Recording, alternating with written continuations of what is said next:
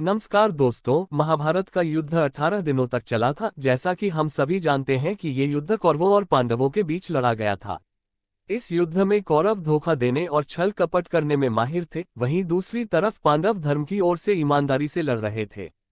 अर्जुन का पुत्र अभिमन्यु श्री कृष्ण जी की बहन सुभद्रा का बेटा था। पांचों पांडवों को द्रौपदी के साथ साथ अन्य पत्नियों से भी संतानें उत्पन्न हुई थी, लेकिन उन सभी में से अभिमन्यु की कहानी सबसे लोकप्रिय और दिलचस्प है। तो चलिए दोस्तों, कहानी को जानते हैं। अर्जुन कई बार श्री कृष्ण के साथ धनुर्विद्या और युद्ध पर चर्चाएं करता रहता था। जब अर्जुन का पुत्र अभिमन्यु सुभद्रा के पेट में पल रहा था, उस समय सुभद्रा भी युद्ध नीति में अर्जुन का साथ देती थी। एक दिन अर्जुन अपनी पत्नी सुभद्रा को चक्रव्यूह तोड़ना समझा रहा था। तभी वहां पर श्री कृष्ण जी आ गए और अर्जुन को अपने साथ कुछ काम के लिए ले गए। फलस्वरूप अर्जुन का पुत्र अभिमन्यु चक्रव्यूह को तोड़कर उसमें केवल प्रवेश करना सीख पाया, लेकिन चक्रव्यूह से बाहर कैसे निकलना है, ये बात नहीं सीख सका। 16 वर्ष बाद यही चक्रव्यूह की घटना उसकी मृत्यु का कारण बनी। श्री कृष्ण जी ने अभिमन्यु के चक्रव्यूह सीखने में बाधा क्यों डाली, ये घटना कई पौराणिक कथाओं से जुड़ी हुई है। अगर वीडियो पसंद आ रही है तो कृपया द डिवाइन स्टोरी चैनल को सब्सक्राइब जरूर करें। एक प्राचीन कथा के अनुसार अभिमन्यु वास्तव में भगवान चंद्रदेव का बेटा था और उसे धरती पर मनुष्य बनकर रहने का श्राप मिला हुआ था।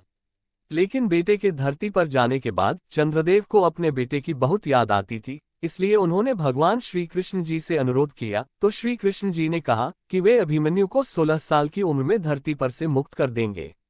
इसलिए श्री कृष्ण जी द्वारा अभिमन्यु को चक्रव्यूह के रहस्यों से वंचित रखना जरूरी था। इसके अलावा माना जाता है कि अभिमन्यु की चक्रव्यूह सीखने में बाधा डालने का दूसरा इससे भी ज्यादा अमंगल कारण है। भगवान श्री कृष्ण जी जानते थे कि यदि अभिमन्यु की मृत्यु गुरु द्रोणाचार्य के हाथों होती है तो अर्जुन क्रोध में आकर और भी ज्यादा भयानक युद्ध लड़ेगा। इस कारण उन्होंने अभिमन्यु के चक्रव्यूह तोड़ने की कला में बाधा डाली थी।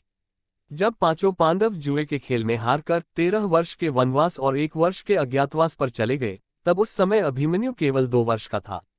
पांडवों के लौटने पर कौरवों ने उनके साथ राज्य बांटने से इनकार कर दिया, इसलिए युद्ध होना अत्यंत आवश्यक हो गया। इस महाभारत युद्ध की तैयारी में 1 वर्ष और बीत गया। इस प्रकार कहा जा सकता है कि महाभारत युद्ध के समय अभिमन्यु 16 वर्ष का था। वनवास से वापस लौटने पर अर्जुन ने अपने बेटे अभिमन्यु के लिए मत्स्य प्रदेश के राजा विराट की बेटी राजकुमारी उत्तरा को लेकर आए थे। हालांकि कुछ पौराणिक कथाओं के अनुसार अभिमन्यु की एक और पत्नी थी, वत्सला। महाभारत युद्ध शुरू होने के समय अभिमन्यु की पत्नी उत्तरा गर्भवती थी। उत्तरा के पेट में उस समय अभिमन्यु का पुत्र परीक्षित था। परीक्षित महाभारत युद्ध से बच निकलने वाला पांडवों का एकमात्र वंशज था। कौरवों ने पांचों पांडवों को हराने के लिए छल की रणनीति बनाई। कौरव चाहते थे कि वे युधिष्ठिर को बंदी बनाकर महाभारत का युद्ध जीत लें, जिसके लिए कौरवों ने सोचा कि वे अर्जुन को यदि युद्ध में उलझाकर चारों भाइयों से दूर ले जाएंगे तो फिर युधिष्ठिर को बंदी बनाना आसान हो जाएगा। कौरव इस छल की रणनीति को अंजाम देने के लिए कौरव सेना की एक टुकड़ी अर्जुन से युद्ध करते हुए वह सेना अर्जुन को रणभूमि से दूर ले गई। वहीं दूसरी तरफ गुरु द्रोणाचार्य ने युधिष्ठिर को बंदी बनाने के लिए चक्रव्यूह की रचना की। चक्रव्यूह रचना की जानकारी केवल पांडवों में सिर्फ अर्जुन को थी। जैसे ही कौरव सेना की टुकड़ी अर्जुन को रणभूमि से दूर ले गई, वैसे ही गुरु द्रोणाचार्य ने बाकी चारों पांडवों को युद्ध के लिए ललकारा। गुरु द्रोणाचार्य ने कहा कि या तो युद्ध करो या फिर हार मान लो, लेकिन उस समय युद्ध के नियमों के तहत लड़ना आवश्यक था। तब चारों पांडवों ने सोचा कि अगर वे युद्ध नहीं करेंगे तो भी हारेंगे और युद्ध करेंगे तो भी हारेंगे। ये स्थिति देख धर्मराज युधिष्ठिर को कोई उपाय नहीं सूझ रहा था। इस दौरान धर्मराज युधिष्ठिर के सामने एक नव युवक आया और उस युवक ने कहा कि काकाश्री, मुझे चक्रव्यूह को तोड़ने और युद्ध करने का आशीर्वाद दीजिए। वह युवक कोई और नहीं बल्कि अर्जुन का पुत्र अभिमन्यु था। उस समय अभिमन्यु की उम्र केवल 16 वर्ष की ही थी, लेकिन अभिमन्यु अपने पिता अर्जुन की तरह युद्ध कौशल में निपुण थे। लेकिन युधिष्ठिर ने अभिमन्यु की उम्र को देखते हुए युद्ध के लिए उसको मना कर दिया। लेकिन अभिमन्यु कहा कि जब वो अपनी मां उत्तरा के गर्भ में था तब उसके पिता अर्जुन ने उसे चक्रव्यूह तोड़ना सिखाया था। इसलिए अभिमन्यु ने कहा, आप चिंता न करें, मुझे चक्रव्यूह तोड़ना आता है, इसलिए मैं आगे रहूंगा और आप सब मेरे पीछे पीछे चक्रव्यूह में आ जाए। अभिमन्यु की बात सुनकर युधिष्ठिर युद्ध के लिए तैयार हो गए। जब कौरवों ने अभिमन्यु को रणभूमि में देखा तो वो सभी कौरव उसका मजाक उड़ाने लगे। लेकिन जब अभिमन्यु का रणभूमि में युद्ध कौशल कौरवों ने देखा तो सभी कौरव हैरान और परेशान हो गए।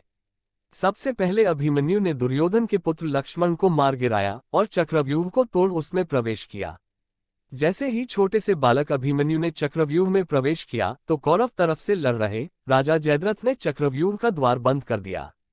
इस कारण सभी पांडव चक्रव्यूह में प्रवेश नहीं कर सके और उनको चक्रव्यूह से बाहर ही रहना पड़ा। अभिमन्यु युद्ध करता हुआ एक एक कर सभी महारथियों को मारता चला जा रहा था। उस समय दुर्योधन, कर्ण और गुरु द्रोणाचार्य जैसे महारथियों को भी अभिमन्यु से हार माननी पड़ी। लेकिन इसी दौरान अचानक से कौरवों के सभी महारथियों ने अभिमन्यु पर एक साथ आक्रमण कर दिया। चक्रव्यूह में फंसे किसी ने अभिमन्यु का रथ तोड़ा तो किसी ने अभिमन्यु को घायल किया। लेकिन दृढ़ स्वाभिमानी अर्जुन का पुत्र अभिमन्यु अकेला होने के कारण रुका नहीं। उसने रथ का पहिया अपने हाथों पर उठाया और कौरवों से युद्ध करना शुरू कर दिया। लेकिन कब तक? कौरव योद्धाओं ने उसे ऐसे घेर लिया जैसे लकड़बग्घे एक घायल शेर को अकेला देखकर घेर लेते हैं। चक्रव्यूह के बाहर फंसे बाकी चारों पांडव अपने भतीजे अभिमन्यु की सिर्फ चीखें सुनने के अलावा और कुछ भी नहीं कर सके। अंत में दुःशासन के बेटे ने अभिमन्यु का वध कर दिया। हालांकि मरने से पहले अभिमन्यु ने उसे भी मौत के घाट उतार डाला। फिर आखिरी में सभी कौरवों ने मिलकर अभिमन्यु की हत्या कर दी। जब अर्जुन को अपने बेटे अभिमन्यु की बात पता चली तो अर्जुन ने अगले दिन सूर्यास्त से पहले जयद्रथ का वध करने की प्रतिज्ञा कर ली। इसलिए आज वर्तमान में भी कर्ण और अर्जुन से भी पहले शूरवीर अभिमन्यु का नाम सम्मान के साथ लिया जाता है और आगे भी युगों युगों तक लिया जाता रहेगा।